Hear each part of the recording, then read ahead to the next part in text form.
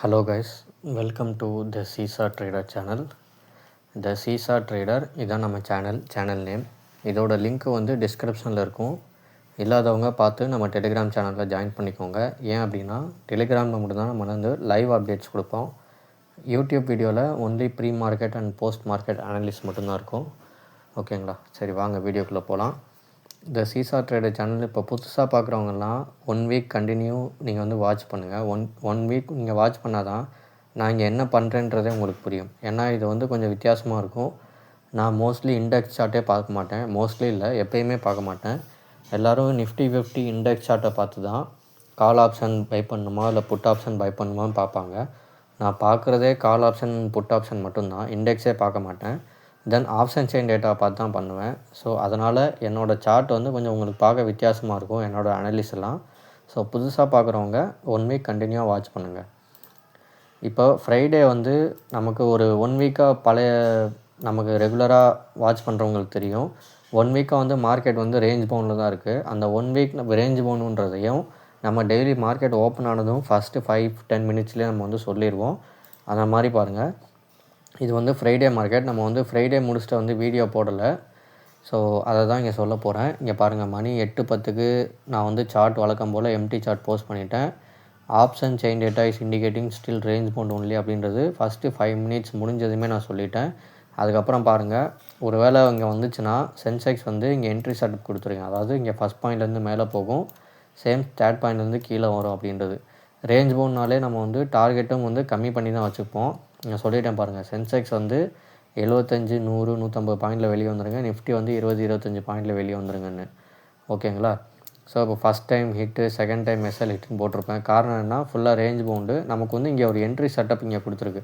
இங்கே green colour போட்டு இங்கே மேலே ஃபஸ்ட் பாயிண்ட்டுக்கு மேலே க்ளோஸ் ஆகிடுச்சு இல்லையா? ஸோ அதனால் அகைன் வந்து சின்னதாக நம்ம எங்கே என்ட்ரி எடுத்துருந்தோமோ அது வந்து ஒரு 20-25 பாயிண்டில் வந்து எஸ்எல் வந்துருக்கும். திரும்ப இங்கே என்ட்ரி எடுத்திருப்போம். இங்கே வந்து ஒரு 75 பாயிண்ட்ஸ் நமக்கு கொடுத்துருக்கு. இங்கே டார்கெட் ஹிட் ஆகிடுச்சு.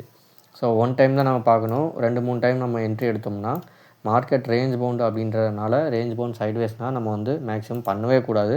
நம்ம ஸ்ட்ராட்டஜி படி பண்ண மாட்டோம். பட் இப்போ பார்த்தீங்கன்னா 1 வீக்காக ரேஞ்ச் பவுண்டு இருந்துச்சுன்னா நீங்கள் 1 வீக்காக ட்ரேட் பண்ணாமல் இருக்க முடியாது இல்லையா? அதுக்காக தான் அந்த பாயிண்ட்ஸ் நான் கொடுத்தது. இல்லைன்னா நம்மளோட ரெகுலர் சார்ட் எப்போயுமே இது வந்து நிஃப்டியில் பாருங்கள், 95 to 150னா 70 பாயிண்ட்டு.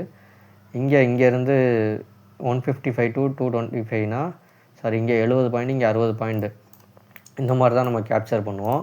இந்த 20 பாயிண்ட், 25 பாயிண்ட் அந்த மாதிரிலாம் கேப்சர் பண்ண மாட்டோம். தென் நம்ம ப்ரீமியம் கோர்ஸும் ப்ரொவைட் பண்ணிகிட்ருக்கோம். வேணுன்றவங்க ஜாயின் பண்ணிக்கலாம். இப்போ இன்றைக்கி மார்க்கெட்டுக்கு வாங்க. ஸோ முந்தா நேற்று வந்து ரேஞ்ச் பவுண்ட் சொன்ன மாதிரியே நமக்கு வந்து மார்க்கெட் வந்து ரேஞ்ச் பவுண்ட்லேயே முடிஞ்சிச்சு. இதை தான் இங்கே சொல்ல வந்தேன். தென் இன்றைக்கி மார்க்கெட் ஓப்பன் ஆகிறதுக்கு முன்னாடி நம்ம வழக்கம் போல் 7:30க்கு வந்து நம்ம எம்டி சார்ட் போஸ்ட் பண்ணுவோம். அதன்படி சென்செக்ஸோட strike price, call option, put option, அதோட பாயிண்ட்ஸ் இதெல்லாம் எங்கேருந்து பண்ணணும், ட்ரேட் எடுக்கணும் அப்படின்றத கொடுத்துருவோம். தென் நிஃப்டிலையும் அதே மாதிரி கொடுத்தாச்சு. நிஃப்டிலையும் கால் ஆப்ஷன், புட் ஆப்ஷன் கொடுத்தாச்சு. இந்த ஸ்ட்ரைக் ப்ரைஸில் தான் இருக்கணும் அப்படின்ட்டு. ஆனால் அன்ஃபார்ச்சுனேட்லி மார்க்கெட் இன்றைக்கி வந்து ஒரு கேப் அப்பில் ஓப்பன் ஆனதுனால நமக்கு ஸ்ட்ரைக் ப்ரைஸ் சேஞ்ச் ஆகும். அதாவது என்னென்னா, இப்போ இங்கே நிஃப்டி பாருங்கள், 25,900 கால் ஆப்ஷன் இருக்கு இல்லையா, 26,100 புட் ஆப்ஷன் இருக்கு இல்லையா, இது மட்டும் மாறி இங்கே 26,000 கால் ஆப்ஷன், 26,200 புட் ஆப்ஷன் போட்டோம். இந்த உள்ள first point, second point, third point, break even point எல்லாமே அப்படியே தான் இருக்கும், மாறாது. இது என்னங்க பாயிண்ட்டு, இதில் எப்படிங்க ட்ரேட் பண்ணுறதுன்னு தெரியாதவங்க யூடியூப்பில் டிஸ்கிரிப்ஷனில் ஒரு வீடியோவோட லிங்க் இருக்கும், how to take entry with our proper entry செட்டப்னு. அந்த வீடியோவை பார்த்தீங்கன்னா உங்களுக்கு இதில் எப்படி ட்ரேட் பண்ணுறதுன்னு தெரிஞ்சிடும். ஓகேங்களா? சரி வாங்க. இப்போது அகைன் மார்க்கெட் ஓப்பன் ஆனதும் ஃபஸ்ட்டு 5 மினிட்ஸ் வெயிட் பண்ணிவிட்டு ஸ்ட்ரைக் ப்ரைஸ் அப்டேட் பண்ணேன். ஸோ அதுக்கப்புறம் தான் நான் வந்து ஆப்ஷன் செயின் பார்த்தேன். ஆப்ஷன் செயின் இன்றைக்கும் ரேஞ்ச் பவுண்டு தான் இருந்துச்சு. ஸோ ரேஞ்ச் பவுண்டுனா என்னென்னா, மேலே கீழேன்னு ஒரே ஒரு ரேஞ்சுக்குள்ளேயே சுற்றிக்கிட்டே இருக்கும். அதை சிம்பாலிக்காக சைட்வேஸ்ன்னு கூட சொல்லலாம், ரேஞ்ச் பவுண்டுன்னு கூட சொல்லலாம். ரேஞ்ச் பவுண்ட்னா சைட்வேஸை விட கொஞ்சம் பெருசாக போகும். ஓகேங்களா? இதுதான் ரேஞ்ச் பவுண்டு. சைட்வேஸ்னால் ஒரே இடத்துல தேஞ்சிக்கிட்டு இருக்கும். இன்றைக்கி ரேஞ்ச் பவுண்டுன்னு தான் காட்டுச்சு. ஸோ மார்க்கெட் வந்து 11 மணிக்கு மேலே ட்ரேட் எடுங்கன்னு சொல்லியிருந்தேன். என்ன காரணம்னா, இப்போ ஃபஸ்ட் ஆப்ஷன் வந்து, அதாவது ஃபஸ்ட்டு கொஞ்சம் தூரம் வந்து இப்போ மேலே கால் சைடே போச்சுன்னு வச்சுக்கோங்களேன். அப்புறம் அங்கேருந்து புட்டு திரும்பும் இல்லையா, இல்லை ஃபஸ்ட்டு புட் சைட்லேயே போனால் அடுத்து மேலே போகும் இல்லையா. ஸோ அதனால் நமக்கு இங்கே ஒரு என்ட்ரி பாயிண்ட் கிடைக்கும்னு சொல்லி நான் நினச்சிருந்தேன். ஏன்னா இப்போ சார்ட் அப்டேட் பண்ணதுக்கப்புறம் சென்செக்ஸ் வந்து அதே சார்ட்டில் தான் இருந்தது. சென்செக்ஸ் வந்து பழைய சார்ட்டே தான். இப்போ இங்கே பாருங்கள், தேர்ட் பாயிண்ட்லேருந்து இங்கே 2 கேண்டில் கீழே விழுந்திருக்கு. அந்த டயத்தில் இங்கே ஃபஸ்ட் பாயிண்ட்லேருந்து 2 கேண்டில் க்ரீன் போயிருக்கு. அது வந்து இந்த ஃபஸ்ட் பாயிண்ட்டுக்கு மேலே க்ளோஸ் வச்சுருந்தேன்னு வச்சுக்கோங்களேன், இங்கே நான் வந்து என்ட்ரி எடுக்க சொல்லியிருப்பேன். ஓகேங்களா? பட் நமக்கு இங்கே தேர்ட் பாயிண்டில் கீழே விழுந்திருக்கே தவிர ஃபஸ்ட் பாயிண்ட்டுக்கு மேலே ஏறல. அதாவது என்னென்னா, ப்ரீமியம் டிகே ஆகிருக்கே தவிர ப்ரீமியம் ரைஸ் ஆகலை. சரிங்களா? இதுதான் மெயின். ஸோ நம்ம இங்கே டிகேலாம் கண்டுபிடிக்க முடியும், ரைசிங்கையும் உண்மையான ரைசிங் என்னன்றதை கண்டுபிடிக்க முடியும். ஆனால் இது வந்து இண்டெக்ஸ் சார்ட்டில் தெரியவே தெரியாது. மார்க்கெட் முடியும் போது நான் உங்களுக்கு சொல்கிறேன். வழக்கம் போல் இந்த மாதிரி என்ட்ரி செட்டப் இருந்தால் என்ட்ரி எடுங்க. அதே மாதிரி ரேஞ்ச் பவுண்டர்னால டார்கெட் வந்து கம்மியாக வைங்க அப்படின்னு சொல்லிட்டேன். ஓகேங்களா? இப்போ சொன்ன மாதிரி ஒவ்வொரு because market is in range founder அப்படின்னே கொடுத்தாச்சு. ஓகே, அதுக்கப்புறம் ஃபுல்லாக ரேஞ்ச் பவுண்டில் தான் இருந்தது. ஸோ நம்ம சொன்ன மாதிரி எப்போயுமே 90% நடந்துடும். அதுக்கப்புறம் கொஞ்சம் தூரம் நடக்காது. இப்போ மார்க்கெட் முடிஞ்சதும் நான் சார்ட் போஸ்ட் பண்ணியிருக்கேன். இதில் உங்களுக்கு என்ன சொல்ல வரேன்னா, மார்க்கெட் வந்து ஃபஸ்ட்டு கேப் அப் ஓப்பன் ஆனதும் 0.6% ஓப்பன் ஆச்சு. அடுத்து மார்க்கெட் வந்து 0.75 மேலே போச்சு.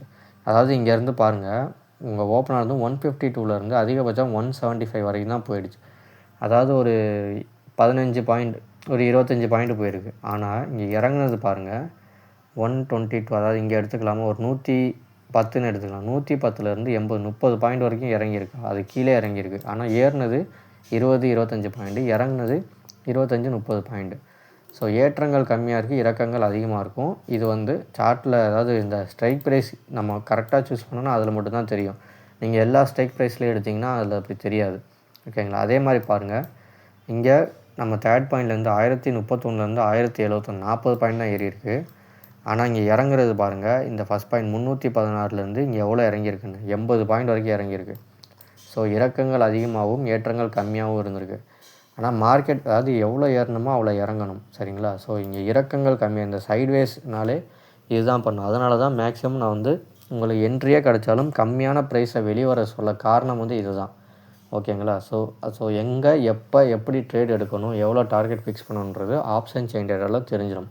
இதுதான் இந்த பவர் ஆஃப் ஆப்ஷன் செயின் அப்படின்னு போட்டிருந்தேன். தென் நான் வந்து ஒரு புட் ஆப்ஷன் வந்து 3.21க்கு வாங்கி வந்து ஹோல்ட் பண்ணியிருப்பேன். டிபெண்ட்ஸ் அப்போ வந்து option chain data I bought and hold, அதாவது put option buy today sell tomorrow. So நாளைக்கு வந்து புட் சைடு அதிகபட்சம் போக வாய்ப்பு இருக்குதுன்னு ஆப்ஷன் செயின் டேட்டாவில் தகவல் வந்திருக்கு. அதைத்தான் நான் இங்கே சொல்ல வந்தேன். அது என்ன ஆப்ஷன் செயின் டேட்டா அப்படின்னா, வாங்க இது நாளைக்கான அனலிஸ். இப்போ நாளைக்கு வந்து மார்க்கெட்டோட சார்ட் நான் வந்து போஸ்ட் பண்ணிட்டேன். நாளைக்கு ஒரு வேளை மார்க்கெட் ஃப்ளாட்டாக ஓப்பன் ஆனால் இந்த ஸ்ட்ரைக் ப்ரைஸ் சூஸ் பண்ணணும். சென்செக்ஸ் வந்து 85,000 கால், 86,000 புட். அதோட prices first point, second point, third point இதுதான். நீங்கள் பாஸ் பண்ணி ஸ்க்ரீன்ஷாட் எடுத்துக்கோங்க, நோட் பண்ணிக்கோங்க. நிஃப்டி எக்ஸ்பைரிக்கான நாளைக்கு 26.50 கால் ஆப்ஷன், 26.250 புட் ஆப்ஷன். இதுதான் ஸ்ட்ரைக் ப்ரைஸ். இதில் இதுதான் பாயிண்ட்ஸு. இந்த பாயிண்ட்ஸில் நம்ம ட்ரேட் பண்ண போகிறோம். இதில் நான் 26.250 இந்த ஸ்ட்ரைக் ப்ரைஸில் தான் இந்த ஒரு கேண்டில் முன்னாடி வந்து நான் பை பண்ணியிருப்பேன். 117 எங்கேயோ பை பண்ணியிருப்பேன். ஓகேங்களா? ஸோ இதுதான் வந்து நாளைக்கு என்னோடய டார்கெட். வந்து ரேஞ்ச் பவுண்டாக இருந்துச்சுன்னா மினிமம் டார்கெட்டை வெளியே வந்துடுவேன். இல்லை மார்க்கெட் வந்து புட் சைடு போச்சுன்னா இந்த 211 வரைக்கும் ஹோல்டு பண்ணுவேன். என்னோடய மணி நாளைக்கு டபுளாக நாளைக்கு வாய்ப்பு இருக்கான்னு பார்ப்போம். ஓகேங்களா? அது நாளைக்கு மார்க்கெட் ஓப்பன் ஆனதும் அந்த ஆப்ஷன் செயின் டேட்டா தான் சொல்லும். சரிங்களா? ஏன்னா அது இன்ட்ராடே சார்ட். இன்ட்ராடே சார்ட்னால் இன்றைக்கே வாங்கி இன்றைக்கே விற்கிறது தான். நம்ம இதில் வந்து ஹோல்டு ஆப்ஷனே கிடையாது. பட் நான் வந்து இந்த ஆப்ஷன் செயின் டேட்டாவை பார்த்து தான் கொஞ்சம் ஹோல்ட் பண்ணியிருக்கேன், வேறு எதுவும் இல்லை. இப்போது நாளைக்கான அனலிஸ் பார்ப்போமா? நிஃப்டி இது என்எஸ்சியோட ஆப்ஷன் செயின் டேட்டா.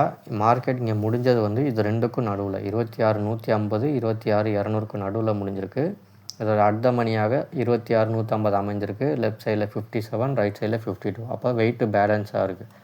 பட் இதை பார்க்கும் பட்சத்தில் இங்கே பாருங்கள், இன்றைக்கி ஏறின ஏற்றங்கள் வந்து இங்கே 38 ரூபாய், இறங்குனதும் 140 ரூபா. ஸோ டிகே அதிகமாக இருக்கா? இது வந்து ஆப்ஷன் இந்த ரேஞ்ச் பவுண்டு சைட்வேஸ் எல்லாமே செல்லருக்கான நாட்கள், பையருக்கான நாட்கள் கிடையாது.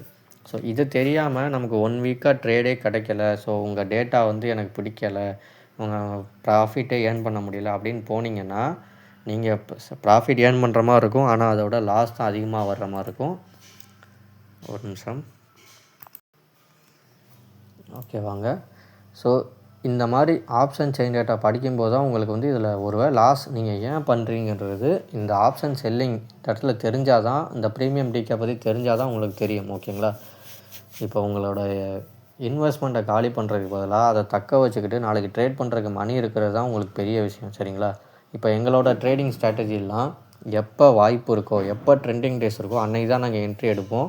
இல்லைன்னா என்ட்ரி எடுக்க மாட்டோம். இந்த மாதிரி ஒரு வாரம் ஆனாலும் சரி, 10 நாள் ஆனாலும் சரி, ஒரு நல்ல வாய்ப்பு இருந்தால் மட்டும்தான் ட்ரேட் எடுப்போம். அதுவும் ஒரே ஒரு ட்ரேடு தான் எடுப்போம். ஒரு வேளை எஸ்எல் ஹிட் ஆச்சுன்னா அன்றைக்கி அவ்வளோதான் போதும்னு சொல்லிட்டு வந்துடுவோம். சரிங்களா? அப்போனா தான் ஒரு நாள், ஒரு வாரத்தில் 1 நாள் 2 நாள் ஏர்ன் பண்ணுற ப்ராஃபிட் அந்த வாரம் ஃபுல்லாக உங்களால் கொண்டு போக முடியும். இல்லைன்னா ஒரு நாள் ப்ராஃபிட், ஒரு நாள் லாஸ், ஒரு நாள் ப்ராஃபிட், ஒரு நாள் லாஸ்ன்றப்ப உங்களுக்கு வார கடைசியில் ப்ரோக்கரேஜ் சார்ஜ் எல்லாம் போக மைனஸில் தான் உங்கள் கேபிட்டல் இருக்கும். ஓகே, சரி வாங்க. இப்போ நாளைக்கு வந்து மார்க்கெட் புட் சைடு போகும் அப்படின்றது இன்றைக்கி டேட்டாவின் முடிவில் கடைசி ஒரு 3:15 மணியிலே தெரிஞ்சது. அதனால் நான் புட் ஆப்ஷன் ஹோல்ட் பண்ணிட்டேன். இங்கே நிறையா டிகே ஆகிருக்கு. இருந்தாலும் நாளைக்கு போகும்ன்றது இன்றைக்கி டேட்டாவில் இருக்குது.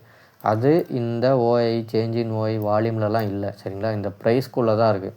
ஸோ இந்த ப்ரைஸ்க்குள்ளே எனக்கு மேலே போகும்னு காட்டியிருக்கு. இதே ஆப்ஷன் வந்து சென்செக்ஸ்லேயும் காட்டியிருக்கு. நிஃப்டியும் சென்செக்ஸும் ஒன்று தான். அது என்எஸ்சி, இது பிஎஸ்சி, அவ்வளோதான். இப்போ இந்த மார்க்கெட் முடிஞ்சதும் 85,500 85,600க்கு நடுவில் தான் முடிஞ்சிருக்கு. ஆனால் அர்த்தமணியாக 85,500 கொடுத்துருக்காங்க. இதோட லெஃப்ட் சைடு வந்து 269, ரைட் சைடில் 234. ரவுண்ட் பண்ணிங்கன்னா ஒரு 35 பாயிண்ட் டிஃப்ரெண்ட் இருக்குது.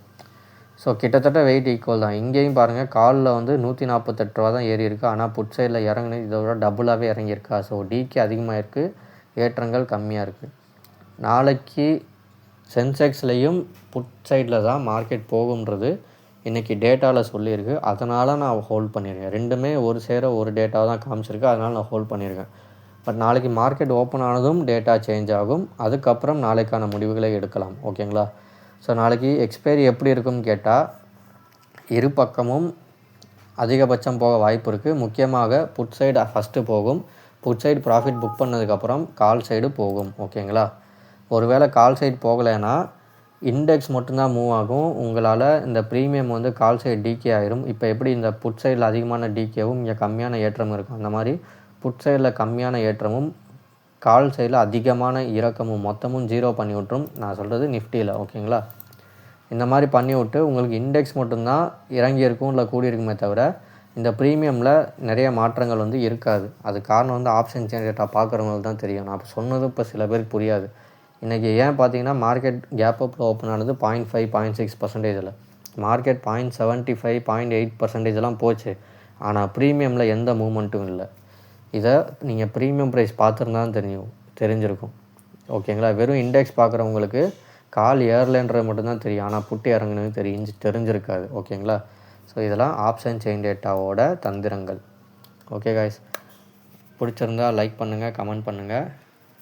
நம்ம சேனலில் இல்லாதவங்க ஜாயின் பண்ணிக்கோங்க. Thank you guys.